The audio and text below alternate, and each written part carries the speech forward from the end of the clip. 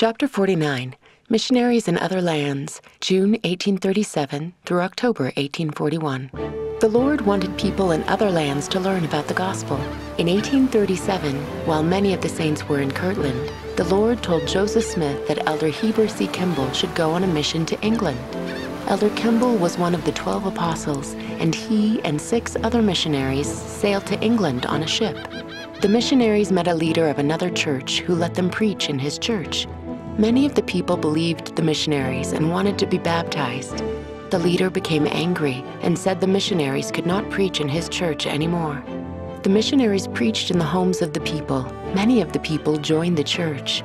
In 1839, after the saints had begun building Nauvoo, the 12 apostles were called to go to England to continue preaching the gospel there. Before they went, Joseph Smith met with them and told them what they should teach. Joseph told the missionaries to obey God's commandments. He talked to them about the priesthood. He said that only the true Church of Jesus Christ has the priesthood. The men were ready to go on their missions. It was hard to leave because they didn't have much money. Many of them were sick, and some of their wives and children were sick. But the men had faith that Heavenly Father would help them and would bless their families. The missionaries went to England and preached in many towns. Thousands of people believed the gospel and joined the church. Many of those who were baptized came to America and were a great strength to the church.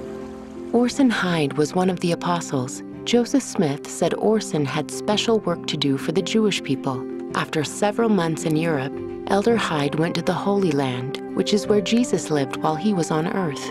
On 24 October 1841, Elder Hyde said a prayer to dedicate the Holy Land. In his prayer, Elder Hyde asked God to bless the land for the gathering of the Jews. He said that God had given this land to Abraham and his children, that these children were scattered, and that they looked forward to the fulfillment of God's promises. Elder Hyde also blessed the land so it would have water so food would grow. In the years since Elder Hyde's prayer, many Jews and other children of Abraham have gathered in the Holy Land.